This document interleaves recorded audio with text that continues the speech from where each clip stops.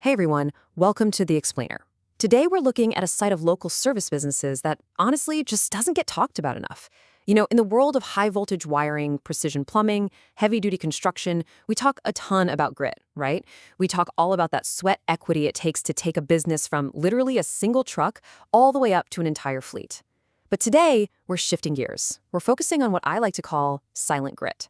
We're honoring the hidden labor, the absolute unsung heroes behind these booming local businesses. Okay, let's dive into this, because honestly, this is a question that haunts so many successful tradesmen. You pour your blood, sweat, and tears into building this legacy, right? You put in all that sweat equity. But then this very real, honestly pretty painful problem pops up. The demands of scaling up start requiring a massive personal sacrifice. I mean, think about it. What actually happens when the very business you built for your family ends up pulling you away from your family? So, part 1, meet the silent CEOs, the invisible power behind the trades. Behind almost every wildly successful plumbing, wiring, or construction outfit out there, there's a woman making the impossible look completely easy. We like to call them the silent CEO. These are the mothers, the spouses, who are literally the operational backbone of the business. Sure, the tradesman might be the face of the company out in the field, turning the wrenches, but it's the silent CEO handling those invisible, absolutely crucial tasks that actually let the business scale without hitting a brick wall. They're usually the ones who funded that very first van, or they're the ones up at midnight managing the books and reconciling invoices long after the kids are asleep. Now, what's really interesting about this slide is just how staggering it is. When you look at the sheer number of hats the silent CEO wears just to keep the whole operation from grinding to a halt. You've got the midnight dispatcher managing those crazy emergency calls so the owner can actually catch a few hours of shut-eye. Then there's the emotional anchor, stepping in with perspective when a job site inevitably goes completely sideways.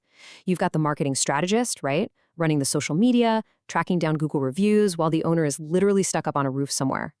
And then the office manager, doing the bookkeeping and somehow treating every single technician like they're part of the family. It's just an incredible amount of invisible labor. And that brings us to the real emotional core of our explainer today. The source material says this so perfectly. Growth is meaningless if it costs you your family. I mean, think about it. All those late nights, all those emergency calls, the big expanded fleet, all of that success is just totally empty if it ends up stealing the time that was meant for the people you love the most. Which leads us straight into part 2, the growth paradox, and why being, quote-unquote, too busy is a massive family risk. So what is the growth paradox? Well, it's the main operational hurdle tradesmen hit when the business finally actually starts booming. It's this crazy phenomenon where your increased success ends up demanding way more of your time, which, ironically enough, starts threatening the exact family life you started the business to support in the first place. You start out wanting to build a legacy, right? To provide for the kids. But as the business scales, that quote-unquote success just morphs into missed Mother's Day brunches, skipped school plays, and basically zero quiet time at home. And the absolute clearest symptom of this paradox? It's what we call phone at the dinner table syndrome. We all know this vibe, right? It's that high-stress reality where the phone rings at 8 p.m. on a Sunday, literally right as you're passing the mashed potatoes, and you feel 100% obligated to pick it up. Why? Because you're terrified that if you don't, that customer is just going to scroll down and call the next guy on Google. Relying on manual lead management like that is just completely unsustainable for a healthy family life, because you are never, ever truly off the clock. So how do we get out of this trap? That's part 3, going from technician to system designer, escaping the high-stress job.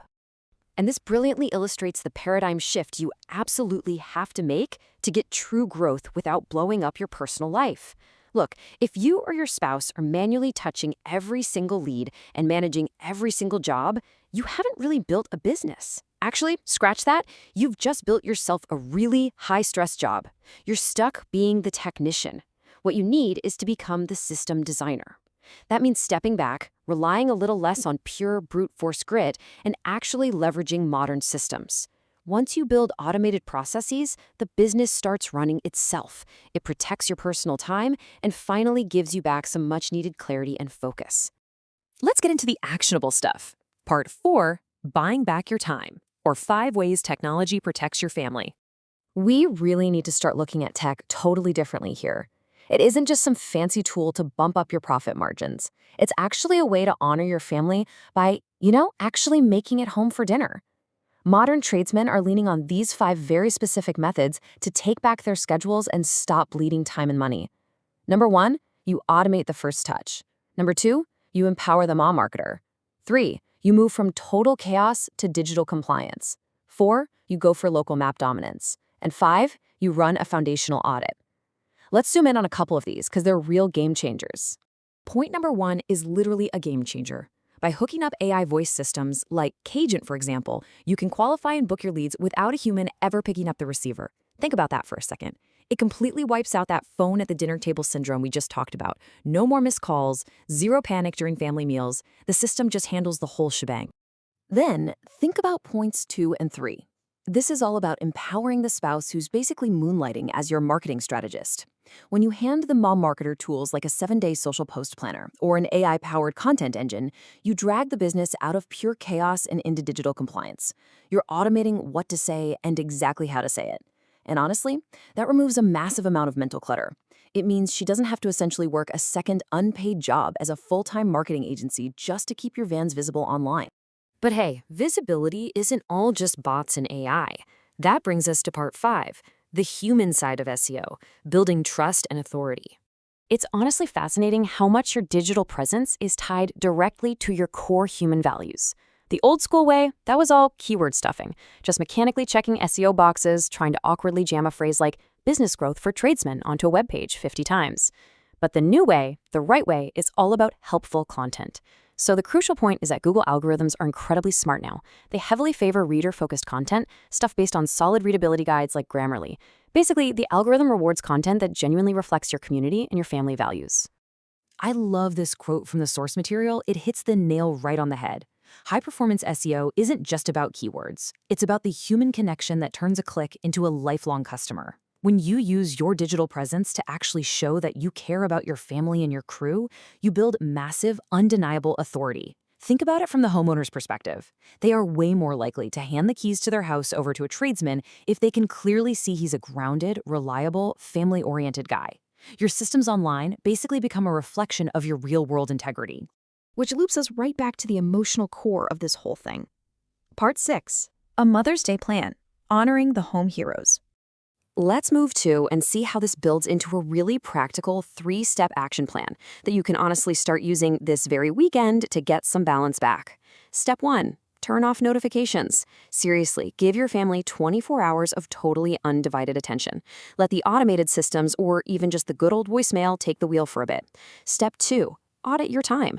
Take a hard look at your calendar and figure out exactly which manual, repetitive tasks can be handed off to automation. And step 3, invest in the future. Start setting up those lead handling systems today. Now, why go through the hassle of taking these steps? Well, it's because of the hundreds of hours you stand to get back. To put that into perspective, by just making a few small strategic tweaks to how you handle leads and admin stuff today, you're going to save literally hundreds of hours of grueling manual labor by this time next year. That is hundreds of hours handed right back to the people you love. I want to leave you with a final thought to chew on today. Ask yourself, honestly, are you building a true sustainable business? Or have you just created a high-stress job that's secretly stealing from your family? It is officially time to ditch the technician mindset. Step up, become a system designer, put the automation in place that your hard work actually deserves, and most importantly, protect your family's legacy. Thanks so much for tuning into this explainer, and we will catch you next time.